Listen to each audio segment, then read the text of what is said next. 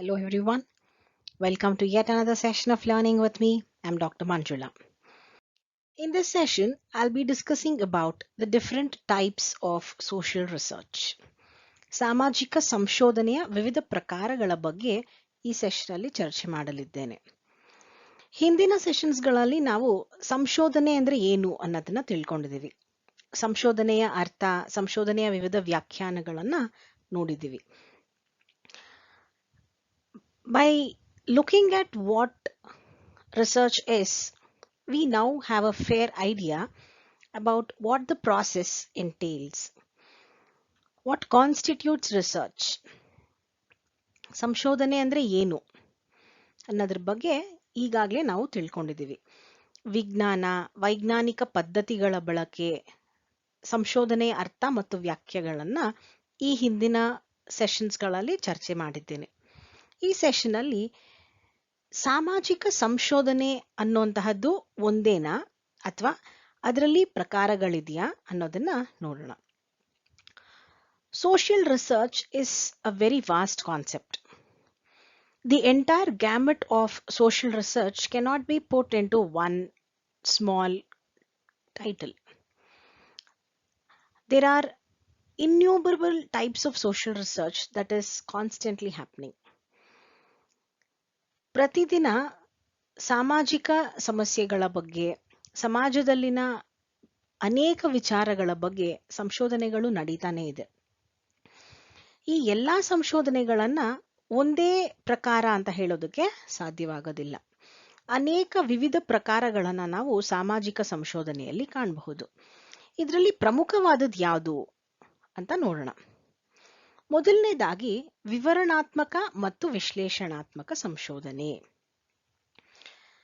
ವಿವರಣಾತ್ಮಕ ಸಂಶೋಧನೆ ಅಂದ್ರೆ ಡಿಸ್ಕ್ರೈಬ್ ಮಾಡುವಂತಹದ್ದು, ವಿವರಣೆ ನೀಡುವಂತಹದ್ದು. ವಿಶ್ಲೇಷಣಾತ್ಮಕ ಸಂಶೋಧನೆ ಅಂದ್ರೆ ಅನಲೈಸ್ ಮಾಡುವಂತಹದ್ದು. Descriptive and exploratory research. ಶುದ್ಧ ಮತ್ತು ಅನ್ವಯಿತ ಸಂಶೋಧನೆ. Pure and applied research. ಶುದ್ಧ ಮತ್ತು ಅನ್ವಯಿತ ಸಂಶೋಧನೆ, ಪ್ಯೂರ್ ಅಂಡ್ ಅಪ್ಲೈಡ್ ರಿಸರ್ಚ್. ಗುಣಾತ್ಮಕ ಮತ್ತು ಪರಿಮಾಣಾತ್ಮಕ ಸಂಶೋಧನೆ.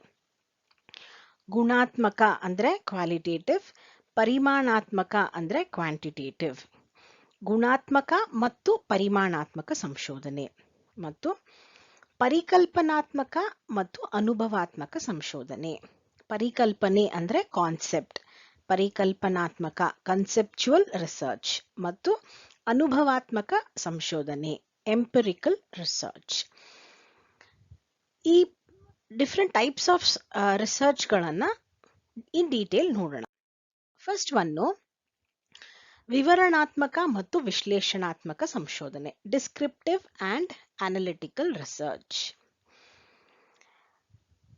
ಏನು ಡಿಸ್ಕ್ರಿಪ್ಷನ್ ಅಂದ್ರೆ, ವಿವರಣೆ ಕೊಡೋದು ಅಂದ್ರೆ ಏನು?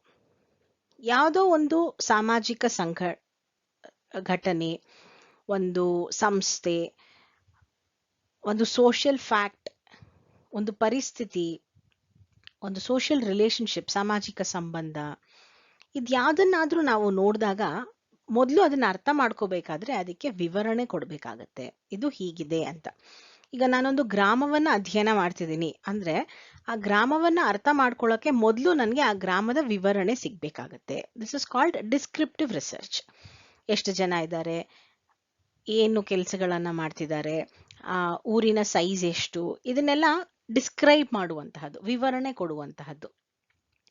ಅದನ್ನ ವಿವರಣಾತ್ಮಕ ಸಂಶೋಧನೆ ಅಂತ ಕರಿತೀವಿ, ಡಿಸ್ಕ್ರಿಪ್ಟಿವ್ ರಿಸರ್ಚ್. ಈ ಡಿಸ್ಕ್ರಿಪ್ಟಿವ್ ರಿಸರ್ಚ್ ಅನ್ನುವಂತಹದ್ದು ಫ್ಯಾಕ್ಟ್ ಗಳನ್ನ ತಿಳ್ಕೊಳ್ಳೋದಕ್ಕಾಗಿ ಮಾಡುವಂತಹದ್ದು. What is a fact? ಸಾಮಾಜಿಕ ಸಂಗತಿ ಅನ್ನುವಂತಹದ್ದು ನಿರಂತರವಾಗಿ ಇರುವಂತಹ ಅಂಶ, ಸತ್ಯಾಂಶ. ಸಮಾಜಕ್ಕೆ ಅನ್ವಯಿಸುವಂತಹ ಸತ್ಯಾಂಶವನ್ನ ನಾವು ಸೋಷಿಯಲ್ ಫ್ಯಾಕ್ಟ್ ಅಂತ ಕರಿತೀವಿ. ಈ ಸೋಷಿಯಲ್ ಫ್ಯಾಕ್ಟ್ಸ್ ಗಳನ್ನ ಇನ್ವೆಸ್ಟಿಗೇಟ್ ಮಾಡೋದಕ್ಕೋಸ್ಕರ, investigation is to find out the causal relationship, cause effect relationship.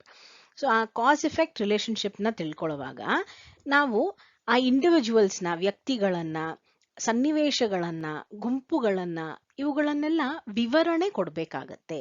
That is called descriptive research. So ಸಾಮಾಜಿಕ ಸಂಶೋಧನೆಯಲ್ಲಿ ಇದು ಒಂದು ಮುಖ್ಯವಾದಂತಹ ಪಾತ್ರವನ್ನು ವಹಿಸುವಂತಹ ಒಂದು ಭಾಗ, ಒಂದು ರಿಸರ್ಚ್. ಅನಲಿಟಿಕಲ್ ರಿಸರ್ಚ್ ಅಂದ್ರೆ ಏನು? ಅನಲಿಟಿಕಲ್ ರಿಸರ್ಚ್ ಸಾಮಾನ್ಯವಾಗಿ ಹೈಪೋಥೆಸಿಸ್ ಟೆಸ್ಟಿಂಗ್ಗಾಗಿ ಬಳಸುವಂತಹದ್ದು. In order to test the hypothesis. ಈಗ ನಮ್ಮ ಸಂಶೋಧನೆಯಲ್ಲಿ ಇರುವಂತಹ ವೇರಿಯಬಲ್ಸ್ಗಳನ್ನ, ವ್ಯತ್ಯಯಗಳನ್ನ, ಅವುಗಳ ನಡುವೆ ಇರುವಂತಹ ಸಂಬಂಧಗಳನ್ನ ಅನಲೈಸ್ ಮಾಡಕ್ಕೋಸ್ಕರ ಬಳಸುವಂತಹ ಸಂಶೋಧನಾ ವಿಧಾನವನ್ನ ಅನಲಿಟಿಕಲ್ ರಿಸರ್ಚ್ ಅಂತ ಕರಿತೀವಿ. So we have two types of research here.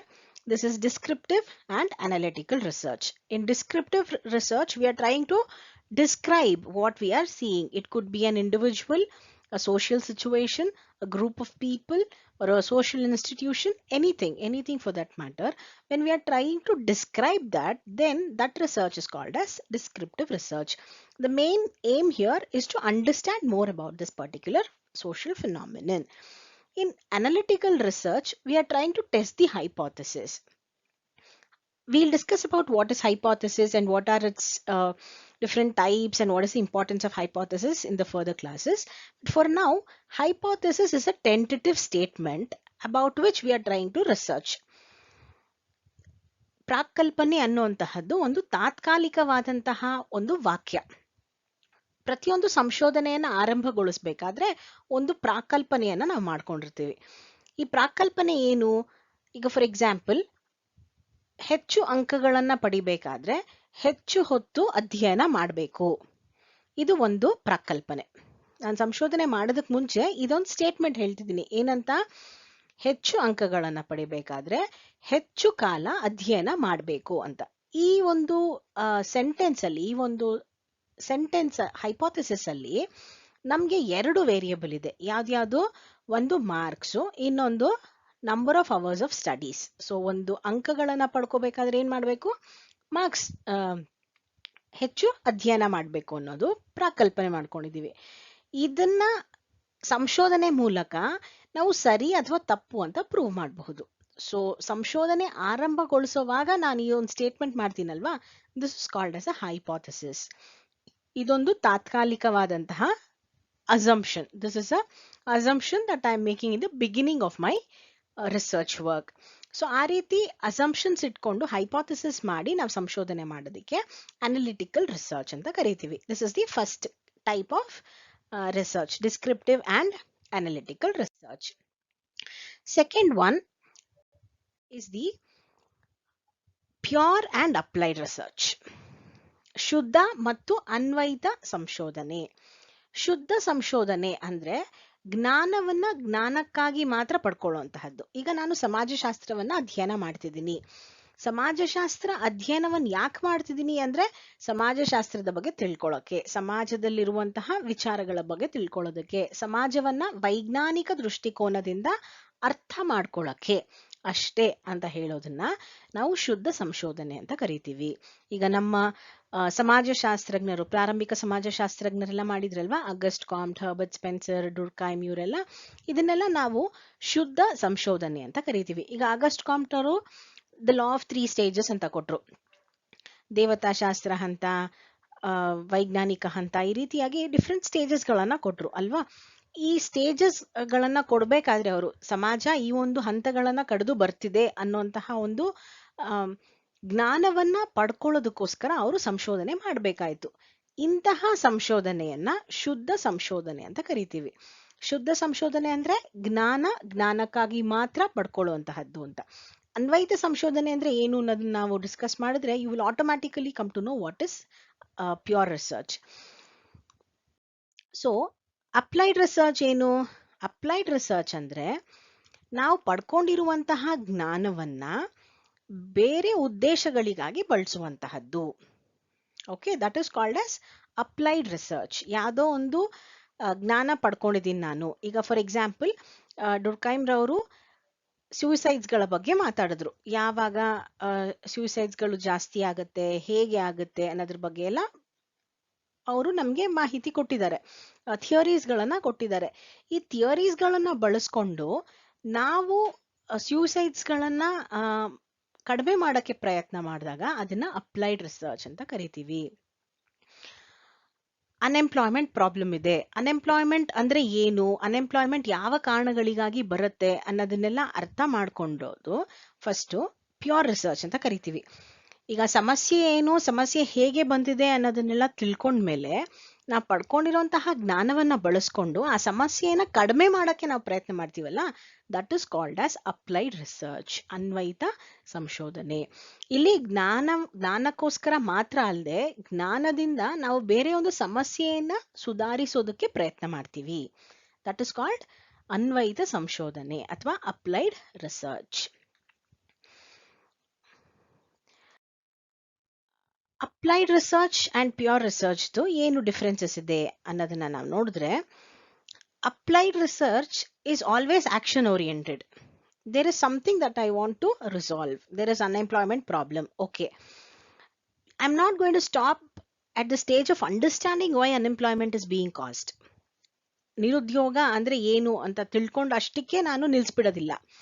ನಿರುದ್ಯೋಗ ಅಂದ್ರೆ ಏನು ತಿಳ್ಕೊಂಡು, ನಿರುದ್ಯೋಗಕ್ಕೆ ಕಾರಣಗಳು ಏನು ತಿಳ್ಕೊಂಡು ಅದನ್ನ ಹೇಗೆ ನಾನು ಸರಿಪಡಿಸಬಹುದು, ವಾಟ್ ಇಸ್ ದ ಸೊಲ್ಯೂಷನ್ ಅಂತ ಮಾಡ್ತೀವಲ್ಲ, that is called as applied research, ಅನ್ವಯಿತ ಸಂಶೋಧನೆ. On the other hand, what happens in fundamental research, pure research ಅಂದ್ರೆ, in fundamental research our objective is to only understand more about that particular concept. ಈಗ ಎಷ್ಟೊಂದ್ಸಲ ಯಾರು ಈ ಸಮಸ್ಯೆ ಇದೆ ಅನ್ನೋದನ್ನೇ ಗುರುತಿಸಿರೋದಿಲ್ಲ. ಸಮಸ್ಯೆ ಇದೆ ಅಂತ ಗುರುತಿಸದೇ ಇರುವಾಗ ಒಂದು ವಿಷಯವನ್ನ ತಗೊಂಡು ಅದನ್ನ ಹೆಚ್ಚು ಅರ್ಥ ಮಾಡ್ಕೊಳ್ಳೋಕೆ ಪ್ರಯತ್ನ ಪಡ್ಬೇಕಾದ್ರೆ ಅದೂ ಬಹಳ ಮುಖ್ಯವಾಗುತ್ತೆ. ಈಗ for example, we all are facing this Covid problem ಅಲ್ವಾ.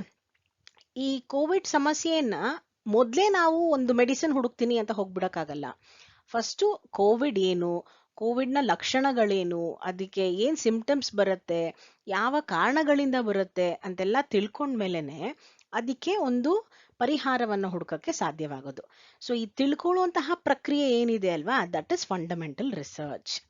ತಿಳ್ಕೊಂಡ್ಮೇಲೆ I am going to find a vaccination, I am going to find a medicine for that ಅಂತ ಪ್ರಯತ್ನ ಪಡ್ತೀವಲ್ಲ, that is called as applied research.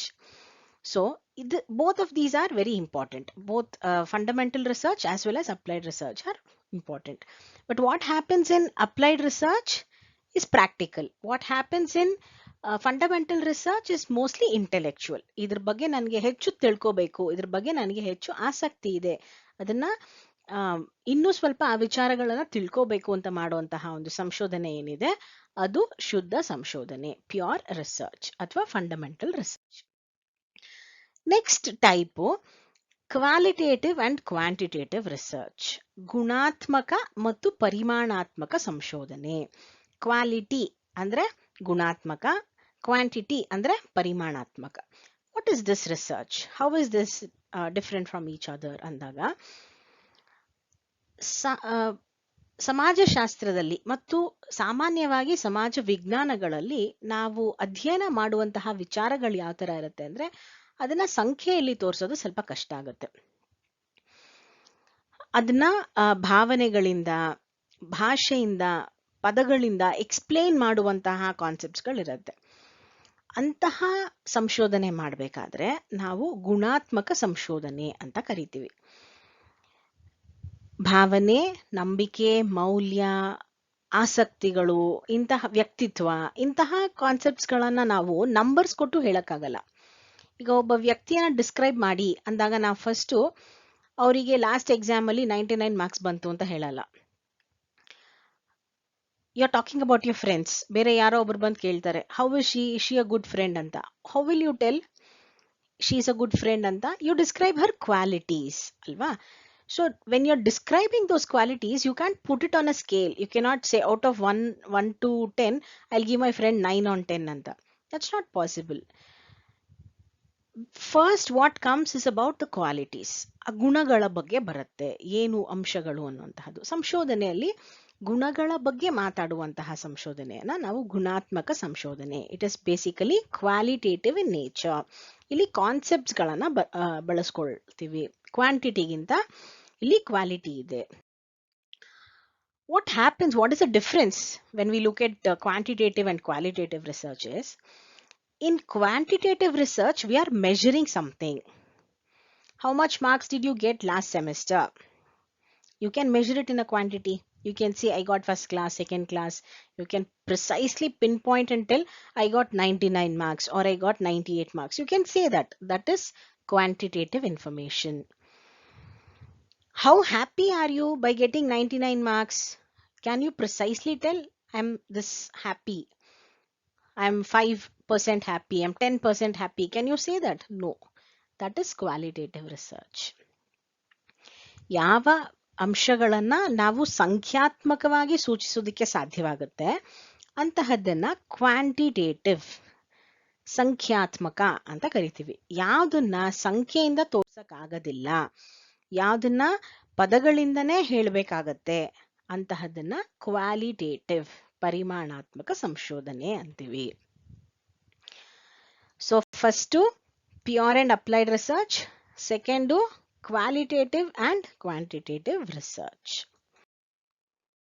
Next to conceptual and empirical research. Conceptual research is mostly based on ideas. ಆಲೋಚನೆಗಳ ಬಗ್ಗೆ ಇರುವಂತಹ ಸಂಶೋಧನೆಗಳು. ಹೊಸ ಹೊಸ ಥಿಯರೀಸ್ಗಳನ್ನ, ಹೊಸ ಅನುಭವಗಳನ್ನ, ಹೊಸ ಆಲೋಚನೆಗಳನ್ನ ಕಂಡುಹಿಡಿಯೋದಕ್ಕಾಗಿ ಮಾಡುವಂತಹ ಸಂಶೋಧನೆಯನ್ನ ಕಾನ್ಸೆಪ್ಚುವಲ್ ರಿಸರ್ಚ್ ಅಂತ ಕರಿತೀವಿ. ಕಾನ್ಸೆಪ್ಟ್ಸ್ ಗಳಿಗೆ ಇಲ್ಲಿ ಎಂಫಸಿಸ್ ಜಾಸ್ತಿ. ಎಂಪಿರಿಕಲ್ ರಿಸರ್ಚ್ ಅನ್ನುವಂತಹದ್ದು ಎಕ್ಸ್ಪೀರಿಯನ್ಸ್ ಇಂದ ಬರುವಂತಹದ್ದು. You are conducting some experiments to understand.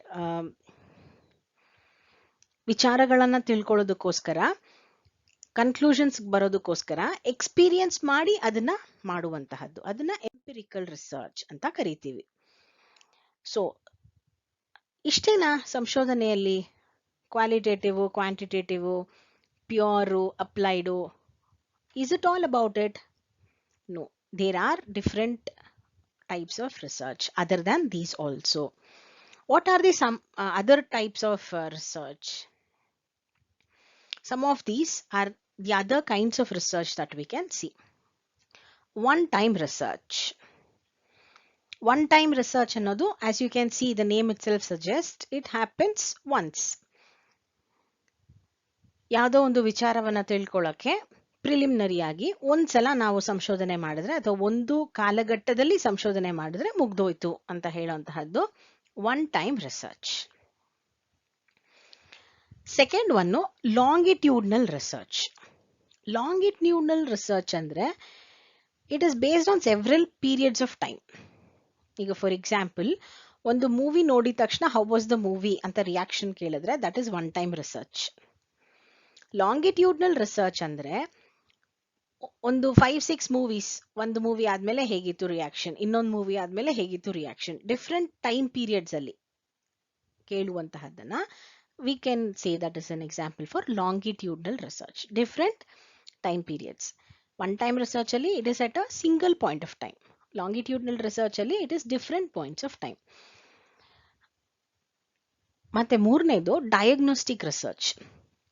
Diagnostic research, diagnosis, doctor ಹತ್ರ ಹೋದ್ರೆ ಏನ್ ಮಾಡ್ತಾರೆ? ಡಯಾಗ್ನೋಸ್ ಮಾಡ್ತಾರೆ. ಡಯಾಗ್ನೋಸಿಸ್ ಅಂದ್ರೆ ಏನು? ಯಾವುದೋ ಒಂದು ಸಮಸ್ಯೆ ಇದೆ, ಆ ಸಮಸ್ಯೆಗೆ ಕಾರಣ ಏನು, ಯಾವ್ಯಾವ ಸಂದರ್ಭಗಳಲ್ಲಿ ಆ ಸಮಸ್ಯೆ ಬರ್ತಿದೆ, ಆ ಸಮಸ್ಯೆಯನ್ನ ಕಡಿಮೆ ಮಾಡಕ್ಕೆ ಏನ್ ಮಾಡಬಹುದು ಅಂತ ಮಾತಾಡುವಂತಹದ್ದು diagnostic research. These are some of the other types. ಯಾವ್ದು? One time research. One time research means it happens at any one point of time. Longitudinal research andre it happens at different points of time. And diagnostic research tries to understand what is the cause of a particular problem, what is the frequency with which that problem is occurring, and what could be the possible solutions for that problem. That is diagnostic research. Then we have exploratory research. Exploratory research is something that we take up when we are not familiar with certain things or we have very little knowledge about that thing. That is exploratory research. ಯಾವುದೋ ಒಂದು ವಿಚಾರದ ಬಗ್ಗೆ ನಮಗೆ ಬಹಳ ಕಡಿಮೆ ಜ್ಞಾನ ಇದೆ, ಅದ್ರ ಬಗ್ಗೆ ನನಗೇನು ಗೊತ್ತೇ ಇಲ್ಲ ಅಂತಂದಾಗ ಅದನ್ನ ತಿಳ್ಕೊಳ್ಳೋದಕ್ಕೋಸ್ಕರ, ಹೆಚ್ಚು ಅದ್ರ ಬಗ್ಗೆ ತಿಳ್ಕೊಳ್ಳೋದಕ್ಕೋಸ್ಕರ ನಾವು ಮಾಡುವಂತಹ ಸಂಶೋಧನೆಯನ್ನ ಎಕ್ಸ್ಪ್ಲೋರೇಟರಿ ರಿಸರ್ಚ್ ಅಂತ ಕರಿತೀವಿ. We are trying to explore, we are trying to find out what it is all about, and that is called exploratory research. When you join for a new college, ಸ್ವಲ್ಪ ಗೊತ್ತು ಆ college ಬಗ್ಗೆ, but ಹೆಚ್ಚು ನನಗೆ ಗೊತ್ತಿಲ್ಲ, ಸೇರ್ಕೊಂಡಿದ್ದೀನಿ ಕಾಲೇಜ್ಗೆ ಅಂದಮೇಲೆ ಒಂದು 1 ವೀಕ್ 2 ವೀಕ್ಸ್ ಮಾಡ್ತೀರಾ ನೋಡಿ, ಕ್ಲಾಸ್ ರೂಮ್ಸ್ ಎಲ್ಲಿದೆ, ಲೈಬ್ರರಿ ಎಲ್ಲಿದೆ, where are the sports facilities, what is available near the college ಅಂತೆಲ್ಲ, we try to explore what is there. That is called exploratory research. Next we have experimental research. What is experiment? Experiment does not mean that you have some test tubes, you're sitting in a lab environment and doing some kind of scientific experiments. No, not just that. Even in social sciences we have experiments. Experiments ಅನ್ನೋಂತಹದ್ದು ಬರೀ ವಿಜ್ಞಾನ, physics, chemistry ಇದಕ್ಕೆ ಮಾತ್ರ restricted ಆಗಿರುವಂತಹದ್ದಲ್ಲ. Experiment ಅನ್ನೋಂತಹದ್ದು ಸಾಮಾಜಿಕ ಅಂಶಗಳ ಬಗ್ಗೆನೂ ಮಾಡಬಹುದು. But ಇಲ್ಲಿ ಸಮಾಜ ಮತ್ತು ಸಾಮಾಜಿಕ ಅಂಶಗಳ ಬಗ್ಗೆ ಮಾಡಬೇಕಾದ್ರೆ ಏನಾಗತ್ತಂದ್ರೆ, ನಾವು ಎಕ್ಸ್ಪೆರಿಮೆಂಟ್ ಮಾಡೋದ್ರಿಂದ ಅದರಲ್ಲಿ ಆಗುವಂತಹ ಸಮಸ್ಯೆನ ಸಮಾಜ ಎದುರಿಸಬೇಕಾಗತ್ತೆ. Suppose something goes wrong with your experiment. ಒಂದು ಚಾಕ್ ಪೀಸ್ ತಗೊಂಡು ನಾನು ಕ್ರಶ್ ಮಾಡಿ ಪುಡಿ ಪುಡಿ ಮಾಡಿ ನೋಡ್ಬೋದು ಎಕ್ಸ್ಪೆರಿಮೆಂಟ್ ಮಾಡಿ ಏನಾಗುತ್ತೆ ಅಂತ. ಒಂದು ಸ್ಟೂಡೆಂಟ್ಗೆ ಬೈದ್ರೆ ಏನ್ ರಿಯಾಕ್ಷನ್ ಆಗುತ್ತೆ ಅಂತ ಬೈದು ನೋಡಕ್ಕಾಗತ್ತಾ? ಆ ಮನ್ಸಿಗಾಗಿರುವಂತಹ ಬೇಜಾರು, ಐ ಕೆನಾಟ್ ಚೇಂಜ್ ದಟ್ ಅಲ್ವಾ. I cannot say sorry it was an experiment ಅಂತ ಹೇಳಕ್ಕಾಗಲ್ಲ. So experiments are a little less in social sciences, and the way they are constructed is also very different. Physical sciences ಗಿಂತ social sciences ಅಲ್ಲಿ ಮಾಡುವಂತಹ ಎಕ್ಸ್ಪೆರಿಮೆಂಟ್ಗಳ ಸ್ವಭಾವನೇ ಬೇರೆ ಇರುತ್ತೆ. So experiment research ಅಲ್ಲಿ ಏನ್ ಮಾಡ್ತೀವಿ ಅಂದ್ರೆ, ಇದೊಂದು ಕಾಸ್ ಇದೆ, ಇದೊಂದು ಎಫೆಕ್ಟ್ ಇದೆ, ಈ ಕಾಸ್ ಎಫೆಕ್ಟ್ಗೆ ಏನು ರಿಲೇಶನ್ಶಿಪ್ ಇದೆ ಅನ್ನೋದನ್ನ ಅರ್ಥ ಮಾಡ್ಕೊಳ್ಳೋಕೆ ಮಾಡುವಂತಹದ್ದು ಎಕ್ಸ್ಪೆರಿಮೆಂಟಲ್ ರಿಸರ್ಚ್. ಎಕ್ಸ್ಪ್ಲೋರೇಟರಿ, ಎಕ್ಸ್ಪೆರಿಮೆಂಟಲ್ ಮತ್ತು ಹಿಸ್ಟಾರಿಕಲ್ ರಿಸರ್ಚ್. ಹಿಸ್ಟಾರಿಕಲ್ ರಿಸರ್ಚ್ ಅಂದ್ರೆ ಐತಿಹಾಸಿಕ ಸಂಶೋಧನೆ. ಐತಿಹಾಸಿಕ ಸಂಶೋಧನೆಯಲ್ಲಿ ಏನ್ ಮಾಡ್ತೀವಿ, ಈಗಾಗಲೇ ಘಟಿಸಿರುವಂತಹ ಘಟನೆಗಳ ಬಗ್ಗೆ ಸಂಶೋಧನೆ ಮಾಡುವಂತಹದ್ದು. It is already occurred some time in the past. Something has already occurred in a different period of time. So ಅದು ಹೇಗಾಯ್ತು, ಹೇಗಾಗಿರಬಹುದು ಅನ್ನೋದನ್ನ ಡಿಸ್ಕವರ್ ಮಾಡಿ ಅರ್ಥ ಮಾಡ್ಕೊಳ್ಳೋಕೆ ಮಾಡುವಂತಹ ಅಧ್ಯಯನ. ಹಿಸ್ಟಾರಿಕಲ್ ರಿಸರ್ಚ್ ಮಾಡಿ ಏನ್ ಪ್ರಯೋಜನ? ಇದು ಆಲ್ರೆಡಿ ಘಟಿಸ್ಬಿಟ್ಟಿದೆಯಲ್ಲ ಘಟನೆ ಅಂದ್ರೆ, ನಾವು ಇತಿಹಾಸದಿಂದ ಕಲ್ತ್ಕೊಳ್ಳೋದು ಬಹಳ ಇದೆ for the future also. One, we have to understand what happen in the past to be able to understand why something is happening in the present and to make plans for the future. That is why historical research is very important. ಹಿಂದೆ ಏನ್ ಘಟಿಸಿದೆ ಅನ್ನೋದನ್ನ ತಿಳ್ಕೊಳ್ಳೋದ್ರಿಂದ ಈಗ ಪ್ರಸ್ತುತ ಏನ್ ಘಟಿಸ್ತಿದೆ ಅನ್ನೋದನ್ನ ತಿಳ್ಕೊಳಕ್ ಸಾಧ್ಯ.